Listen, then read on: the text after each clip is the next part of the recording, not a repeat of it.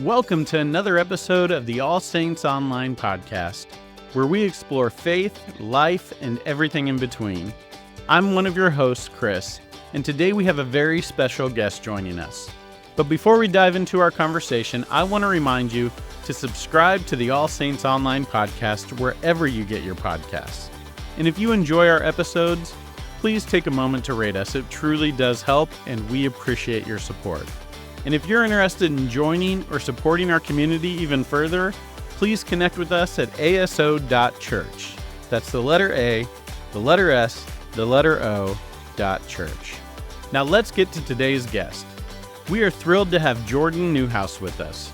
Jordan is not only a talented musician and a dedicated public school educator, but he also holds a master's degree in spiritual formation. Jordan's unique blend of artistry, education, and deep spiritual insight promises to bring a rich and inspiring perspective to our conversation today. So without further ado, please enjoy our conversation with Jordan Newhouse. To start off, if you could share a little bit about your background. I am from Omaha originally. My mother was born and raised here. My grandmother was actually born and raised here. So Omaha through and through. And grew up in an amazing family. I still have an amazing family. I grew up with basically all of my cousins living near in a very family-oriented community. My grandparents meant the world to me. Strangely enough, of the 12 cousins, of the 12 grandchildren, I was the only musician, and by the age of 4, I was taking piano lessons. And my parents are not musical, so it was kind of a trial by fire, and my grandmother kind of pushed piano lessons a little bit, and they were musical, my grandparents were. So I was steeped in music from a very young age. I don't remember life without piano. I don't remember a life without rehearsals. And when kids were just playing outside, I was at the piano. Sometimes by choice, sometimes not. But it became very obvious that even in high school, piano was going to be my path forward. And I ended up going where my family went, which was Wheaton College in the Chicagoland area. Studied piano performance, and through a variety of circumstances and an injury, I ended up not going off to grad school for piano, but I ended up staying in the Wheaton area and went to grad school at Wheaton College for a master's in spiritual formation. And having been raised in the church, I think I knew more about the inner workings of how a church is run and how it is planned out, how you maintain it as an institution. I knew more about that side of things than I did about, church is just a fun community to be a part of. Of course, I did have that, but I was raised with a very involved family at our church. The business side of church, I think that fascinated me without me even knowing it, because then the content that I was learning in grad school for spiritual formation and organizational leadership within church or parachurch organizations, it just all clicked and it came together. The logical next step was to use that to become a worship leader. So I took my performance degree in piano, my master's in spiritual formation, joined those together to be a worship leader. And it was great. I really, really enjoyed it. There was an obvious gifting, but enough growth that needed to happen that it was exciting. There were aspects that I was very good at, and there were some aspects that I did not totally understand. And so it was a great job, especially right out of college. And for 7 years, I worked in churches, very large churches, which was also a unique experience. And then over the course of those 7 years, I needed a change, which we'll probably come to later in the conversation, but I needed to come out and I needed to be myself because, as you probably know, in ministry, if you're not your authentic self, your congregation will sniff that out pretty quickly. And the people that you are shepherding, specifically my music volunteers, they sense that something wasn't right in me.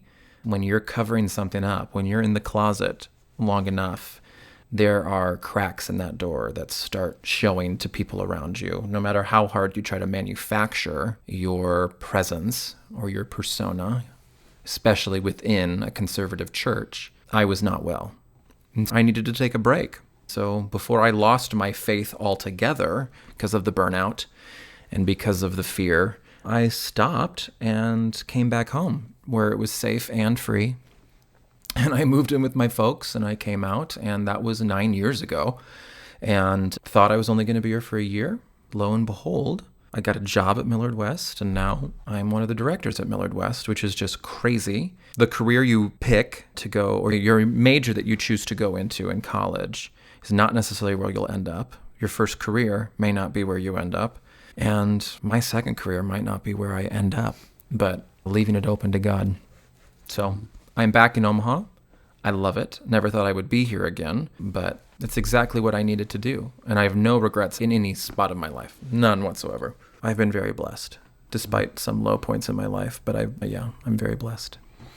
So you're the third person that we've talked to that has ties to the Chicagoland area. So I just have a question, mainly just for me, but is there a specific place in the Chicago area that it's like, that is Chicago to me? As a musician, while I was working as a worship leader, I was also gigging as a musician, playing piano for a lot of people. And so I got around Chicagoland a lot.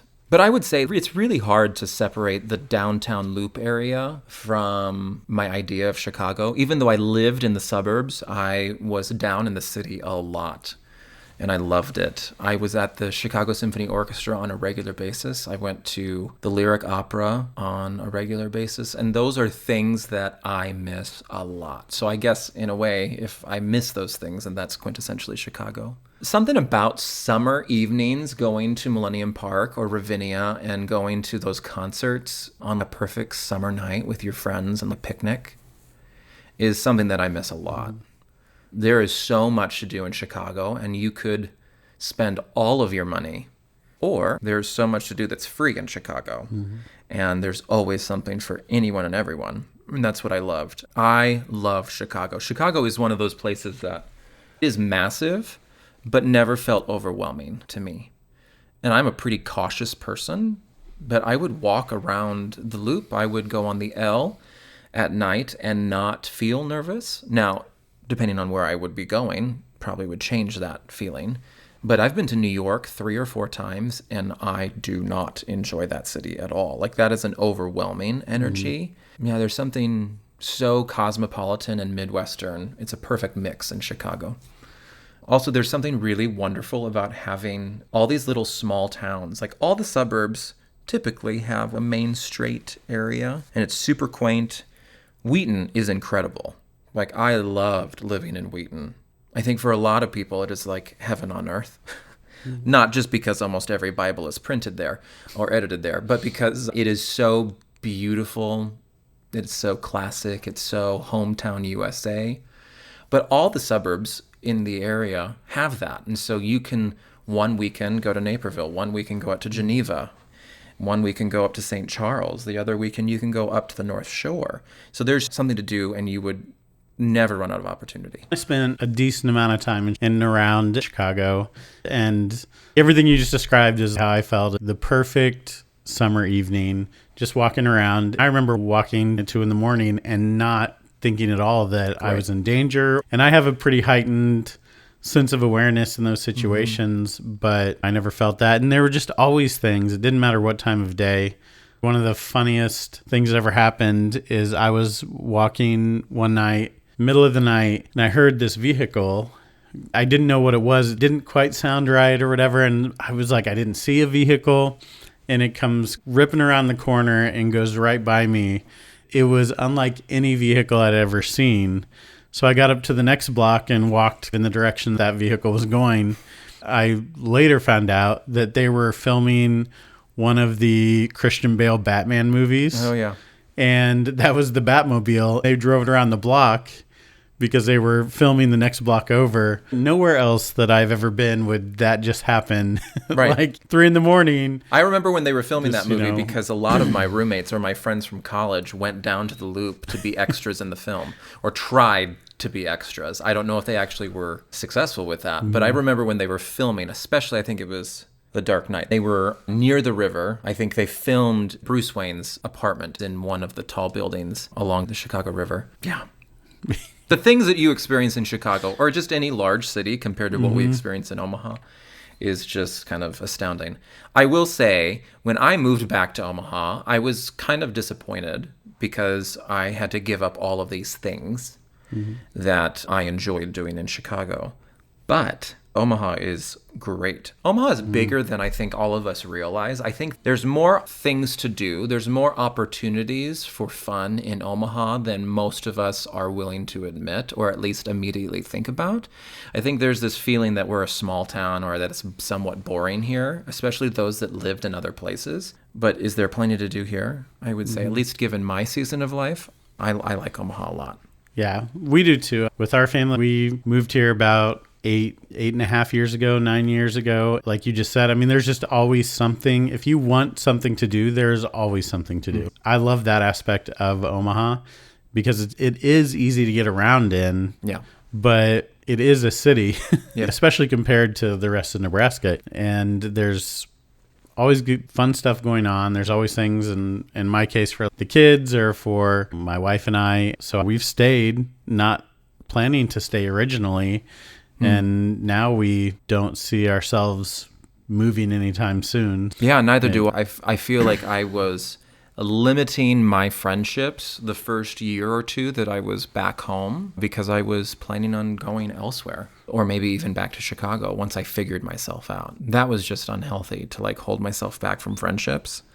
Once I finally released that and be like, okay, well, if I'm here, I might as well connect. Through that connection, I've realized that I don't want to leave.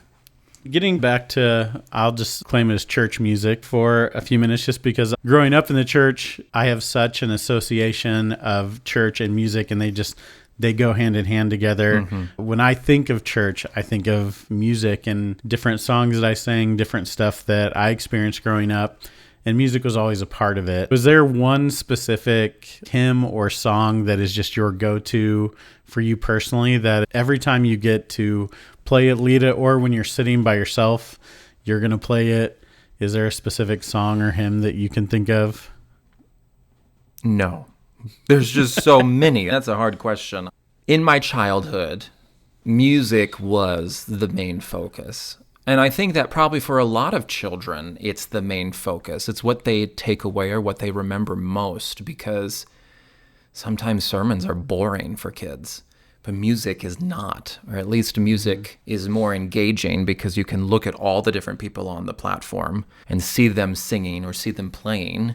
You recognize the repetitive nature of worship programming, so you learn those songs. A lot of people are exposed to music for the first time in their churches.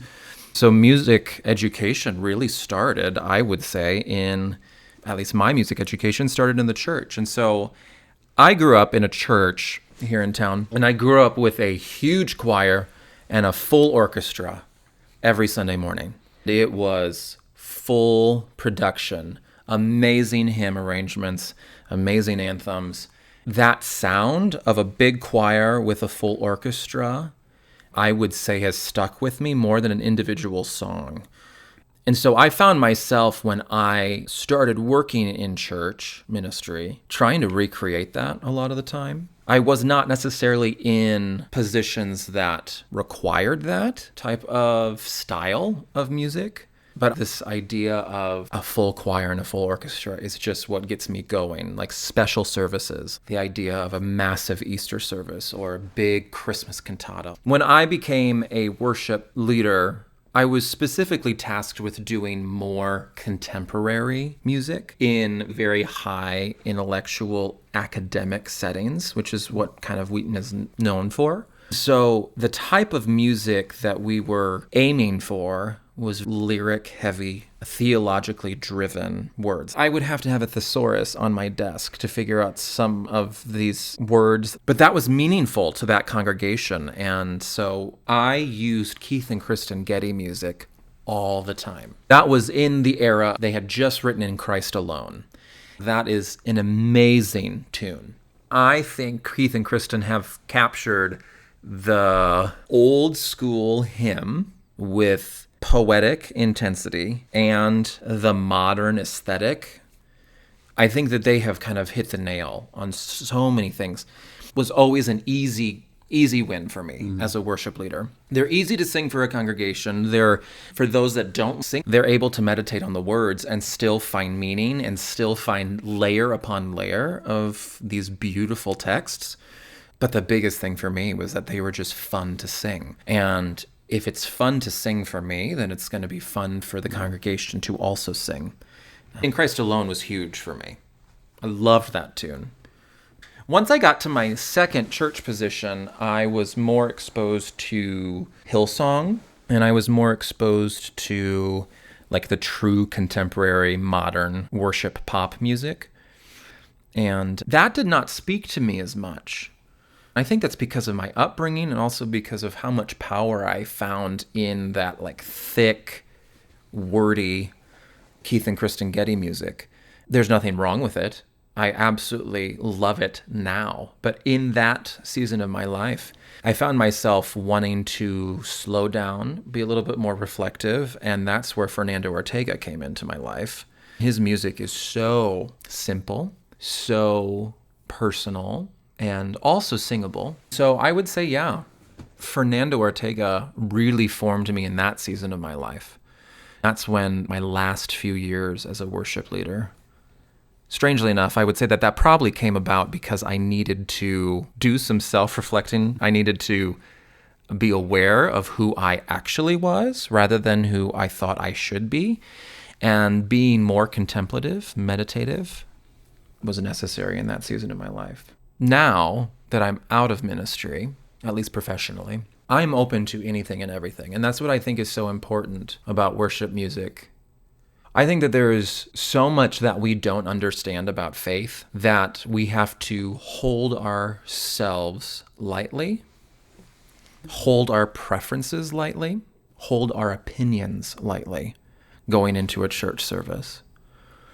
And that means we might encounter types of music that are different than what we associate with God. There's no form of worship that is better than the other. There might be a form of worship that has lasted longer than the others, but that doesn't mean it's better. Art is constantly moving forward. Therefore, worship is constantly moving forward. Our relationship with God is different and new every single day. And I think that a multifaceted variety of all different styles is beautiful. I love Southern gospel, but I also love very contemporary pop now when it comes to how I engage with the Holy Spirit. I think as a worship leader, I was so pigeonholed into the type of style that I thought my congregation wanted. But I think what they needed was something far broader. And just going off of the easy, oh, there's white hair in your audience, okay, you need to use an organ and you have to open the hymnal. I don't think that's necessarily true. Oh, you've got young people or you want to attract young people? Oh, you have to have drums. You have to use contemporary. I don't think any of that is true. I think that if you approach hymns, if you approach contemporary music with the spirit of worship, it will become enjoyable, accessible, and usable by a congregation. I've done a lot of different styles of worship over my time, and not one is better than the other. So I'm only 36. But you have done it for a long time. You've been doing music since you were a kid. So it really has been a wealth of experience that many people don't have. As an adult, when I really got into the church, I was leading worship at small churches in the middle of nowhere who didn't really get much of a choice of what songs I was leading because I didn't have the talent or skill to lead anything other than what I was leading. Right. So it was like, well, these are the songs you were stuck with for the next 2 years because it's all I know how to play. But I dealt so much with conversations growing up with what we term as kind of the worship wars between like hymns and contemporary and all that. And it seems from what you said, you really balanced that really well in yourself by being open to the beauty of hymns and of older music, but also the contemporary. And in many ways, I kind of feel the same way. I'm not a huge fan of hymns anymore, although I grew up with them. Because I personally dealt with a lot of church people who hymns kind of became an idol. Yeah. So in a kind of corporate setting, I tend to take a step back when it comes to hymns in congregation because it puts me back to being an 18-year-old who's trying to figure out what they believe and why they believe it. And I'm being told that the only way to worship God is through a hymn, but I don't feel that way. Or when somebody came up to me and said, hey, I really like it when you are leading worship for us, except it's a sin to play a guitar in church. And having those conversations with people. So I take a step back from it. Like I've said in the past that I hate hymns. And I have people that still to this day I'd be like, oh yeah, I know you're the one who hates hymns, which I'm the one who said it, but it's unfair because I still have hymns that I go to that are meaningful to me. Come Thou Fount is one that will always be a cornerstone song in my life because of the themes, because of the words. I think it's beautiful from the very first time I heard it to now. It's beautiful lyrically and the music. So I don't want to say that, I don't care about hymns or I don't appreciate the role that they've played in the history of the church. I think you also made the point of modern hymns, for lack of a better word, or maybe this is the right word, the same vibe, but they are more contemporary, but they're still easy to sing like hymns and still have that beauty that we see lyrically. Did you ever have to experience the worship wars? I hate that term because it should have never been a war, but in some cases it was. I mean, churches split over it. It was extremely violent. I worked at a church that wanted to grow its numbers for a specific demographic, and that was college students. And the traditional worship at that church was so profoundly excellent. One of the best organists in the nation is the Sunday organist at this church, and a behemoth musical giant. And the worship pastor there had his doctorate in choral conducting. And so you had this unbelievably powerful church choir that rivaled a lot of university choirs. They had access to a lot of university string players and wind players, and so they had an amazing full orchestra. But admin staff believed that bringing in young people was necessary, which is true. You need to bring in all generations for a perfect expression of worship because we're all different. We have all different experiences. But they thought that contemporary music was the way to hook them. So I was kind of tasked with developing a service that would attract that demographic, and the tool was contemporary. I encountered such, I would say, hate, because I had never experienced what I experienced there before. I had no place in my brain to understand when one of the older congregants came up to me afterwards and just rip into me about the style of music that I was playing and how the drums were damaging to the pipes of the pipe organ. These were nice Christian ladies. I would have a receiving line after every service, and it was very demoralizing because I was spending time every week praying over these songs, hoping that they connect with someone. Now, the young people were showing up, but the old people were very vocally opposed to this style of worship. It just wasn't their historical identity, and therefore it was not welcome. That just really didn't make any sense to me. I think in retrospect, I understand where they're coming from because people want to worship as easily as possible. And my job as a worship leader, I believe, was to eliminate as many distractions as possible. And so when I am doing a style of music that they were told was bad or that they didn't understand, then they would just stand there and not able to sing, or they would refuse to sing, and therefore that was a missed worship opportunity, and therefore that was a failed service in their mind. I understand that, but it was disappointing that they were so quick to vocalize their distaste of a legitimate form of worship. I understand when we're encountering things that are unknown to us, but that's when we have to kind of step back, just release our preferences, like I said before, release our opinions, because you might look around, and there were young people who were deeply engaged in worship. And what you just said invalidates that type of worship. And that is not what we're called to do. So it became a very unloving situation for me. It was a really rough time for me. My reaction to the worship wars is to acknowledge that it absolutely happened and that it probably is still happening, even in our church here. But Worship is worship is worship. And seasons come and seasons go.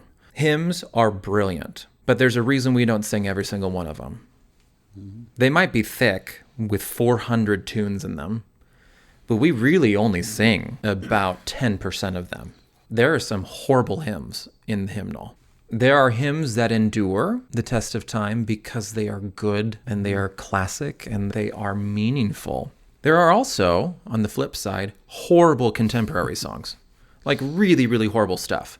The 90s were really, really rough for Christian music because you just had this desire for, we're going to steal what is popular on the top 40 and just use Christian lyrics. That became like a sad, like ventriloquist imitation, a sad imitation. And the church is not meant to imitate anyone or anything. It needs to be its own. So I think what has happened is that we think all hymns are good and all contemporary songs are bad. But in reality, there's a ton of stuff that's bad on either camp. And we're only doing the best songs that we can think of in those camps. And they are good. The bad ones kind of die out. And that's okay. Yeah. When I talk about music in the church and I hear people kind of say newer music is all horrible and it's so shallow, but we haven't had 200 years to filter it. Correct. We haven't gotten to go through and filter it and find the things that are timeless. And that's why you see that there's still a handful of songs from the 80s that are sung in churches across the world every week. And there's a certain set of songs from the 90s that you still see popping up in the 2000s because that's had time to kind of filter the good with the bad. There were some wild songs in the 90s, especially from my childhood. In the early 2000s, there's some that are timeless and there are some that are for a time. Yeah. And it's okay to accept that and to respect what is old, but also be appreciative and respect what is new and contemporary and modern. I remember the looks on people's faces the first time that I ever experienced like a turntable in worship.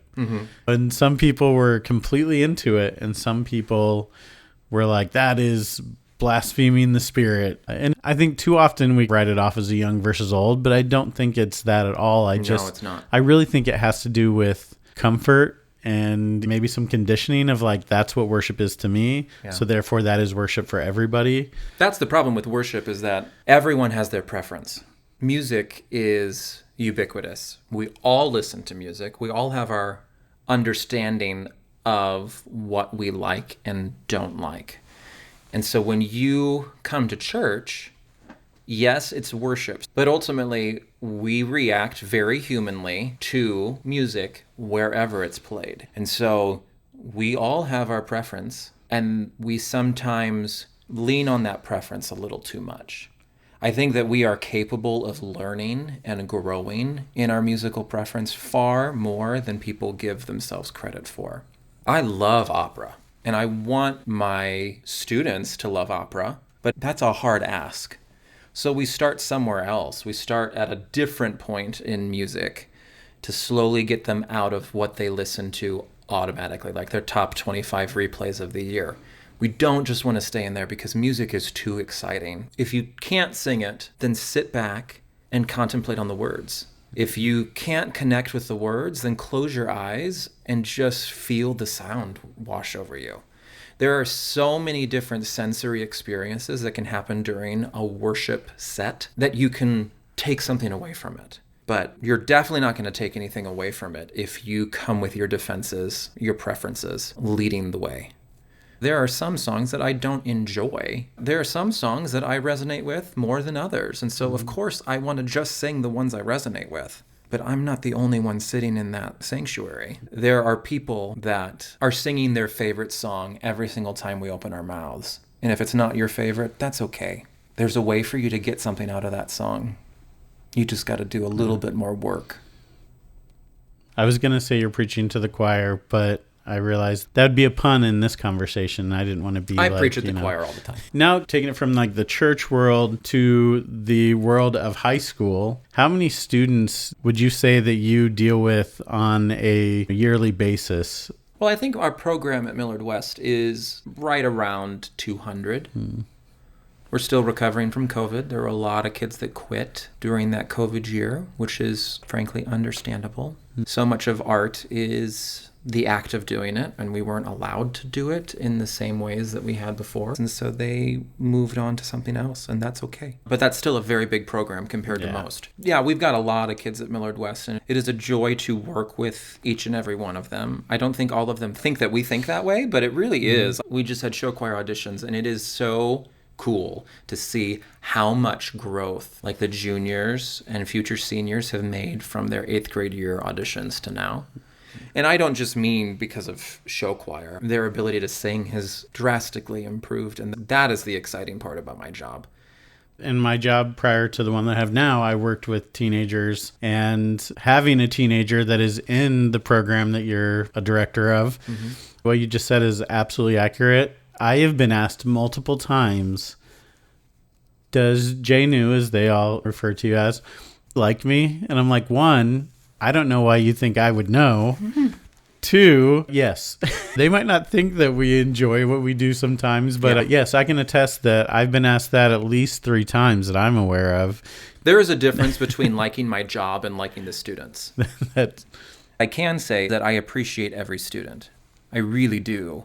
Even the ones that kind of annoy me at times. That's a regular human interaction. People will always rub you the wrong way based on your own insecurities. And I, as a director, still have insecurities. So when someone can poke on that, I get a little peeved, but I still appreciate them. Kids ask me regularly if I have a favorite student or if I have favorite students. And I say no, but I do have least favorite students. And that's more of a joke than anything else. I have kids that have behavior problems. I have kids that don't love it as much as I would like them to. I think those are the ones that I think about most, is the ones that are not totally convinced that choir is cool or a choir is worthwhile. I know, working with students before, they'd always ask me, who's your favorite? When you ask that, I'm going to say you. And they're like, oh, but you said it was them. And then they would realize that I was just telling all of them, like, oh, it's you. And they're like, so who really is your favorite? That's not the question to be asking. Exactly. My last day in that position, I did tell them who my favorites were. It was my own kids.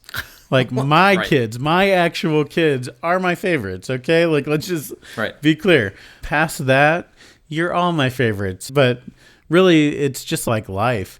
There are certain students that just got what we were doing, and even just personality-wise that you connect with more, and some that it's, man, I'm glad that there are other adults around here because I don't understand you. I don't really get you. I'm going to respect you. I'm going to work with you the same way I do everyone else. But there are just certain people that are easier for lots of reasons, and some that maybe are a little more challenging. Yeah. That's what makes the job kind of, I would say, difficult, is that you have to meet every kid where they are, no matter what their talent level is or what their personality is. And what I think they might not totally understand, because they're in a large group with their peers / some of their friends. And they kind of throw me and Zach into that boat as well. We're all in this together. We're a big family. Yeah, we're a big family, but Zach and I are separated, Zach being my colleague. You're not going to jive with everyone. Like, that is a part of life that I really had to learn. That was a hard lesson for me because I was a perfectionist and a people pleaser, and I wanted to be friends with everyone. I wanted to be perfect for everyone, no matter who they were. And that was exhausting. I had like split personalities in high school, trying to be everything for everyone in those hallways. And it was exhausting. I continued that at Wheaton, and I almost broke. Then I realized I don't have to be friends with everyone. Now, I need to be friendly to everyone. I need to be kind, but I don't have to have a deep connection with every person. I don't have to release all of my energy in a conversation with an acquaintance like I would with someone who is a tried and true tested best friend. That was really, really hard for me to understand. And I think there's a little bit of a connection with a teacher and a student. I've got 200 kids. There's no way that I'm going to connect deeply with every single one of them. Like, there are some seniors this year that I've never really had a one-on-one conversation with. I've had them for 4 years, and I've not had a one-on-one with them. Now, that's not a bad thing. It's just kind of how life works with my personality and with their personality. And that's okay. Yeah. But I think that there's something in the air when it comes to artists, when it comes to especially singers, that you want everyone to like you. That's understandable, but you don't have to have everyone like you. You should expect kindness, but you don't have to expect everyone to love you. Well, if Jesus was really only able to be close to, let's say, 12 people, I think there are some other people he was close to, but that's a Bible conversation for another day of like, I think there are some people that kind of got left out of that. He spoke to thousands, but could pour into 12. And of those 12, there were only 3 that he was really, really super close with. Right. If Jesus could only do 12, then Jordan can't do 200. You know, it's Correct. Sometimes we do put that on us that I need to be everything to everyone, but we're just not capable of doing Not at that. all. Exactly. I received some of the best advice from one of my mentors who happens to be a cousin of mine. And she was one of my graduate school teachers. She's incredible. She noticed me struggling with being on for every person that I encountered. And this was when I was starting off in ministry, where I was being so affected by that line, that receiving line at the end of my services. I was giving every single one of those people too much of my energy when they were just being mean. They weren't being kind. They weren't being Christ-like. And so I was giving them too much power. She pulled me aside and she said, you need to go into Scripture and you need to see exactly how many times Jesus left and went away on his own. In that moment, I realized Jesus literally went away, probably had to say no and take time to commune with his Lord. That was groundbreaking for me, to realize that, gosh, we view Jesus as this perfect saint, which he was, but he also had to go and recharge, to retreat, and to refocus away from people. That was a new concept for me. Yes. For me. Yes, that is important to have that time to recharge. One of the things that you do in your position is you direct one of the show choirs at the school that you're at. So with show choir, what's your secret to creating engaging and entertaining performances? I think everything has to start with fun when it comes to show choir. If you are starting from this place of wanting to win, then we've already taken the wrong step. I think winning is not the point. And if we are only focused on that, impressing a judge to give us a first place, then we have kind of almost diluted the entire show choir experience into something that is gross. You and I were talking earlier, I'm not a competitive person, and so I go towards things that are fun, that bring us joy. If we are having fun in the work that we're doing in rehearsal, then bingo. If we have fun in the performance that we're giving at a competition. In terms of energized performances, I think energy comes from the fun of it, the joy of it. You might even have a negative story to tell, some low point in your show. But if you're not having an enjoyable experience telling that story, having fun through it, then we shouldn't be on stage. I think that it's really important to communicate to the kids that this is supposed to be a stress relief. To be honest, I think people take show choir too seriously, and their identity is way too wrapped up in it. Is it a good thing? Absolutely. Can it quickly turn into a bad thing? Absolutely. And so I view my job to kind of balance out that insane drive to win. Like, if we don't win, that's okay. If we have a great performance and we have fun, that's all that matters. And so those that are competitive, just by nature, don't jive with me well. And that's okay. Here again, we're back to that conversation of not everyone needs to like you. But if we're not having fun, if we're not able to just hold on to things lightly, then I think we're missing the point. Activities, I believe, exist to help a high schooler clarify who they are and give you a break from the daily grind. When we make those activities the only thing that matters in our lives, then we're stunting our growth and we are squeezing our opportunities for all of the varied opportunities in our lives. I like that. Just a couple more things and then we'll wrap up here. That's fine. I've got a couple of questions that I ask everybody. Oh. The first is, I know this is not a groundbreaking question, but I always find it interesting. If you could sit down and have dinner with anybody, from the past, from present, who would it be and why? I think C.S. Lewis. I reread Narnia 4 or 5 times at major transitions in my life. And every single time I read the Chronicles of Narnia again, it brought out something completely different based on where I was in my own life.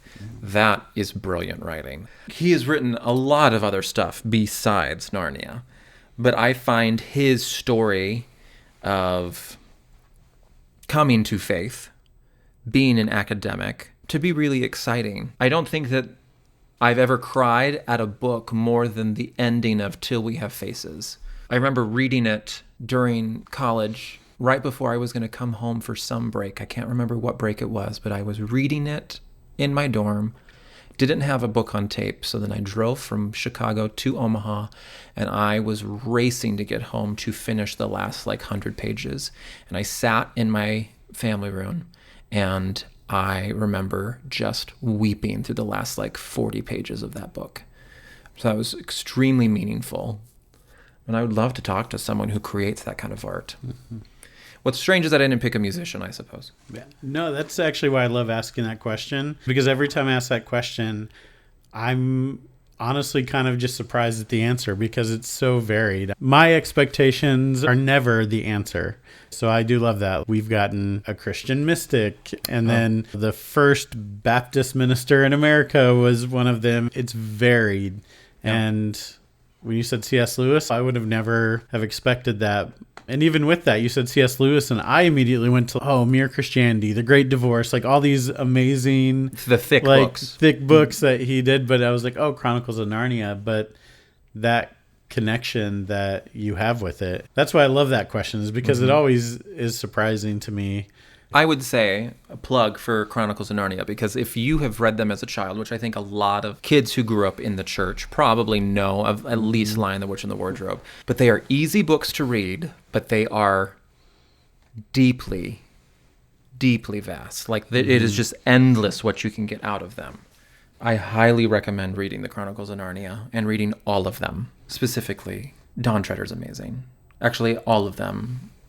I love Prince Caspian. I've seen the movies. Does that count? They needed to finish all of them. Yeah. I know the basic story, and I've read Lion, the Witch, and the Wardrobe a couple of times, but that's the only one I've actually read. But I enjoy the movies. And as we wrap up today, inclusion is a big part of our community. So how would you define inclusion? Everyone is worthy, everyone is valid, and everyone is welcome. I think we have our ideas of what everyone is, but I think our definitions are just naturally limited because we're pack creatures. We have a pack mentality. We're limited to what we know. I know that I look like a lot of people in West Omaha, and I look like a lot of people in the western suburbs of Chicagoland. But I was always the minority in those congregations, and I would not be welcome back in those congregations being a gay man, especially a married gay man. Having found a church where I feel welcome, I feel valued, and I actually am allowed to express the gifts that God has given me so naturally is a huge answer to prayer. So inclusion, what does it mean? I mean, everyone, and literally everyone. And that can be very difficult because there are limits to that definition with our own biases, right?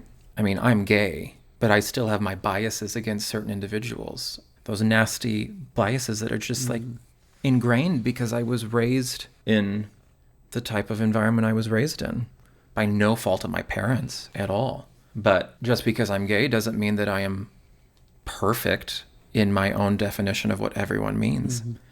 And so it's constantly learning that God is indiscriminate and that Jesus is in all of us. That's, I think, the church's big next step. The church in general. I think our understanding of what a Christian can be is so limited. We've been told by the powers that be that it looks A, B, and C. But those people have to acknowledge the infinite complexity that God is. And if we're all made in the image of God, we are infinitely complex. And every one of us is welcome in a church. And I think the world would be much better off if we just release our limited understanding of everyone. It reminds me of a conversation I had earlier this week with someone. I was talking about how I don't really spend a lot of time trying to define quote unquote sin. What I do now is I look at the person, and I don't even have to worry about whether I think something is right or wrong about them. I can just say, as a person, are they producing good fruit? Yeah. If they are, I'm going to assume that they're on the right path. Right. Because we can see good fruit coming from what they're doing. The impact that they're having in this world is good, and it's godly, and it points people to Jesus, or it helps them connect with Jesus. If good fruit is being produced, then I'm not really worried about a lot of this stuff that I grew up being told I had to worry about. Yeah. Because we see it. Mm-hmm. But then when I look at a lot of people who are living in the way that I was always told to, this is, the A, B, and C is the only way. Yeah. And producing horrible fruit, rotten fruit, all this negativity, hate, and aren't in connection with what I see of Jesus. Mm-hmm. Then I'm going to use the word judge, but I hate using that word. I'm going to judge people by the good fruit that is being produced from what they're doing and how they're living. I think our understanding of what it means to be a Christian is very limited. And I think we need to acknowledge on a regular basis that we do not know. But in the end, part of my coming out story and part of my faith journey has been realizing that in the end, we do not know. We can have all the Greek in the world. We can have all of these amazing scholars throughout all of the centuries come up with ideas of what it could mean. But in the end, we still don't know what happens beyond death. And so faith is way more simple than we're making it. Yeah. And I have all of this baggage that you believe confirms your opinion. In the end, it's still faith. You're still taking a risk in believing what you believe. And we're all taking those risks. We are all trying to be faithful. And that is a much more simple conversation to have than I'm right, you're wrong. I don't know if that made sense totally. But the idea that we really don't know is really freeing for me. I could be terribly wrong. We all in Christendom could be terribly wrong about what we believe, but we still find value in it. That's what, in my mind, matters most. There are people that will walk into our church on Sunday that are not totally aware of what they fully believe, and yet that desire to know God is what we need to focus on. Who they are does not matter near as much as their desire to know God. Me and Ricky wake up every morning and talk about our mantra, and we choose to lead Christ-centered lives. It's a daily task for us that keeps us focused on what matters. We just need to lead Christ-centered lives. We hope that will place us in favor of God, and life will figure itself out.